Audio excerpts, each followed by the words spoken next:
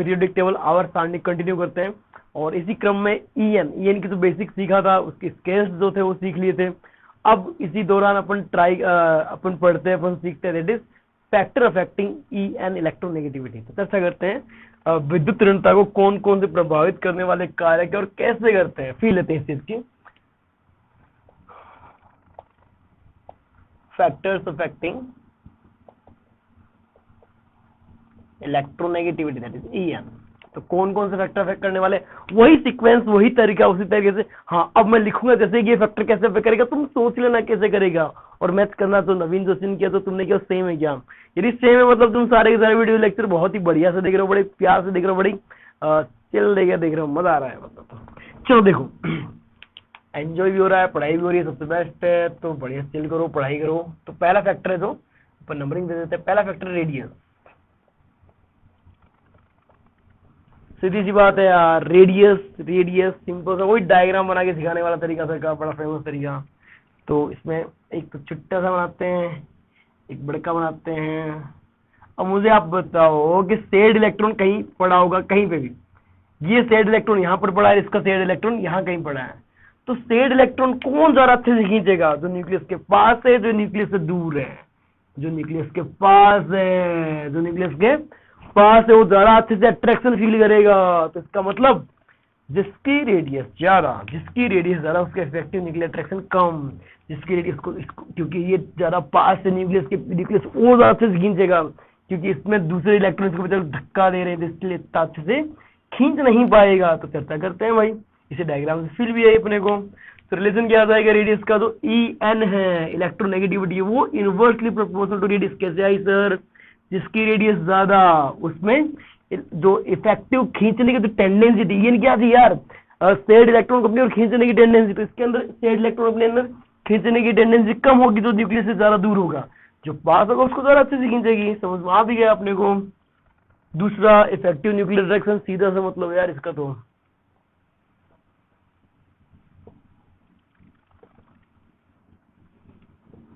Effective nuclear attraction.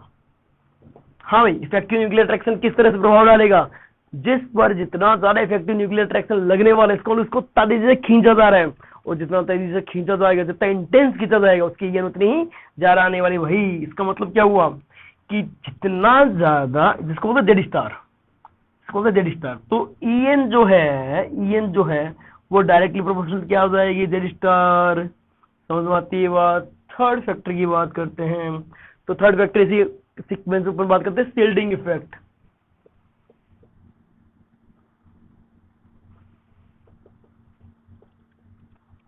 Shielding effect that is sigma.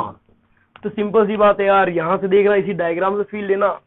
एक तो ये रही शील्ड, टुच्ची सी शील्ड, एक ये रही शील्ड, बड़ी सी मोटी सी मेरी जैसी, बोलो ना, इतनी बड़ी शील्ड, और इतनी सी शील्ड यार, जिसमें शील्ड जितनी बड़ी होगी, उसका इफेक्टिव न्यूक्लियर अट्रैक्शन उतना कम होगा। और इतना इफेक्टिव न्यूक्लियर अट्रैक्शन कम हो, उतना खींचेगा कम ना यार। इसका जो EN है वो इनवर्सली प्रोपोर्शनल टू क्या होगा? Shielding effect. सही है। नेक्स्ट फोर्थ पॉइंट जो अपन जनरली चर्चा करते हैं, दैट इज इलेक्ट्रॉनिक कॉन्फ़िगरेशन। अच्छा पॉइंट है। तो इलेक्ट्रॉनिक कॉन्फ़िगरेशन इस बार कैसे इफेक्ट डालेगा?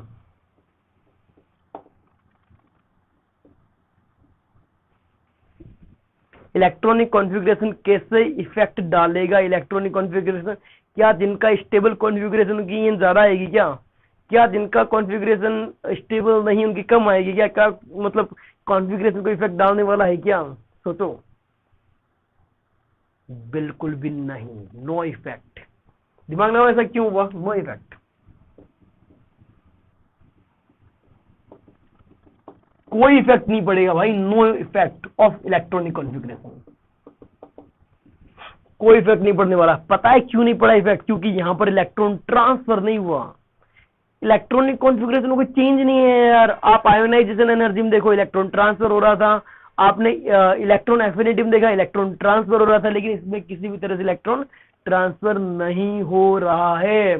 जब इलेक्ट्रॉन ट्रांसफर ही नहीं हो रहा तो कॉन्फ़िगरेशन में कोई चेंज नहीं आएगा। जब कॉन्फ़िगरेशन में कोई चेंज नहीं आ रहा तो इफेक्ट कैसे डालेगा यार? ऐसे कैसे डाल देगा, है ना, घर का राज थोड़ी है, तेरे को कुछ छेड़खानी कर नहीं रहा, तेरे को लेना देना नहीं हमको, तो कैसे इफेक्ट डालेगा, सीधी सी बात है। तो no effect of electronic configuration, because, ऐसा क्यों, because there is no transfer of electron, यहाँ कोई इलेक्ट्रॉन का ट्रांसफर नहीं हुआ, because there is no transfer of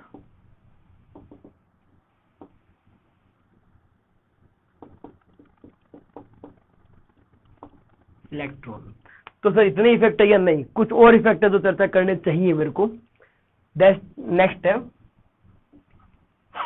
charge of ion, मतलब इस बार आयनिक स्पीशीज की चर्चा कर रहे हैं। तो सुनना, केटाइन पर जितना ज्यादा चार्ज होगा उसकी ईएन उतनी ज्यादा होगी, और एनाइन पर जितना ज्यादा चार्ज होगा उसका ईएन उतना ही कम आएगा। तो इसमें दो केस बन जाएंगे, for cation and for A9.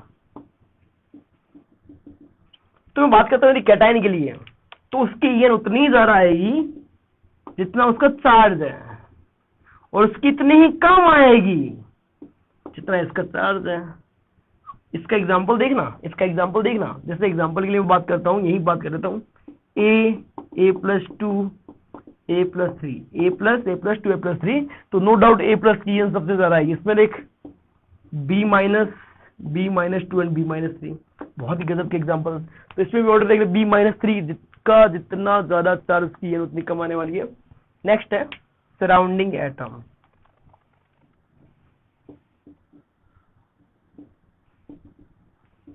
Yes exactly, surrounding atom कौन है उस पर भी डिपेंडेंसी है। जैसे एक एग्जांपल देता हूं, हाँ, इसमें कैसे रहेगा, सराउंडिंग एटम जितना ज्यादा इलेक्ट्रोनेगेटिव होगा सेंट्रल एटम की उतनी ज्यादा आएगी। सराउंडिंग एटम जितना ज्यादा इलेक्ट्रोनेगेटिव होगा, तो मैं क्या बोलता हूं, इसमें तो सेंट्रल एटम की जो ईएन आएगी, वो proposal to EN of surrounding atom. Example से देखना यार, तेरे को समझ में आ जाएगी कहानी। एक तो ये CF4, एक है CH4। तो इन दोनों में देखा जाए कार्बन की ईएन ऑफ कार्बन, उसका कंपैरिजन किया जाए, ईएन ऑफ कार्बन का कंपैरिजन किया जाए, तो मेरे हिसाब से जिस पर 4 फ्लोरीन लगे हुए, जिस पे 4 फ्लोरीन बोले तो एक फ्लोरीन, दूसरा फ्लोरीन, तीसरा फ्लोरीन, चौथा फ्लोरीन, और यहाँ पर 4 कार्बन, इसमें सॉरी 4 हाइड्रोजन। तो सोचो ना, जहां 4 फ्लोरीन लगे हुए वो ज्यादा खींचेंगे इलेक्ट्रॉन, वो अपनी ओर इलेक्ट्रॉन खींच लेंगे, तो जैसे ही खींचेंगे तो फ्लोरीन पर इलेक्ट्रॉनों की कमी आ जाएगी भाई। तो अब इस पे इलेक्ट्रॉन की कमी आएगी, दूसरे बंदे से इलेक्ट्रॉन लेने की टेंडेंसी बहुत ज्यादा रखेगा एज कम्पेयर, मतलब यदि लेने की बोला जाए किसी को तो बहुत भयंकर टेंडेंसी रखेगा इलेक्ट्रॉन लेने की, क्योंकि इससे छीना जा चुका है इसका राज पार्ट, इसके जो इलेक्ट्रॉन है वो छीन लिए गए। तो इसमें इस कार्बन की ईएन जो है जरा आइए कंपेयर टू CH4। ठीक है, सिंपल से फंडे यार, नो डाउट ईएन के अंदर फिर अपन ने कुछ नया सीखा, और इस तरह से अपन सीखते रहेंगे, आगे बढ़ते रहेंगे।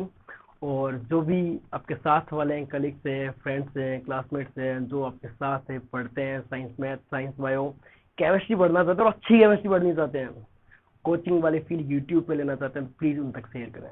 Thank you so much for watching. तो बच्चों वीडियो को लाइक करें, उस पर कमेंट करें और उसको शेयर करें, सब्सक्राइब करें। यदि आपको कोई भी डाउट है तो नीचे डिस्क्रिप्शन में आपको एक लिंक दिया हुआ है, और उस पर अपना डाउट रूम पे जाएं, ग्रुप पे जाएं, और जैसे भी डाउट है प्लीज आप पूछें, आपके लिए फैसिलिटी दी गई है। और शेयर करना ना भूलें आप लोग, ठीक है।